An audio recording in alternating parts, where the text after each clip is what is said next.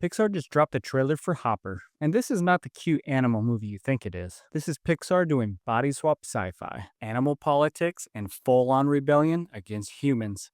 And it gets wild fast. The entire movie is built around one insane idea. Humans can now enter animal bodies using a new technology called hoppers. We see it clearly in the trailer. This goes into this. And suddenly, Mabel's inside of a beaver. This isn't communication, this is full control. And that changes everything. Mabel, she's not supposed to be here. Dr. Sam straight up says this tech is not supposed to disrupt the animal world. But Mabel jumps in anyways. And once she does, she doesn't just observe, she becomes involved. Too involved. She starts learning the pond rules, earning trust, and slowly becoming a symbol. That's why later in the trailer, they literally call her a Joan of Arc rebel type of leader. That's not a joke line, that's the plot. Here's a twist most people miss. The animals are not chaotic, they're organized. They have rules, hierarchy, and council. King George isn't just comic relief, he's a leader. And when the animals say the humans have stolen the last inch of their land, that's not a metaphor, that's a motive. This is where the movie shifts tone. The animal council is summoned, and suddenly the conversation goes from protect the pond to squish the humans. That's Pixar pushing darker themes. Fear,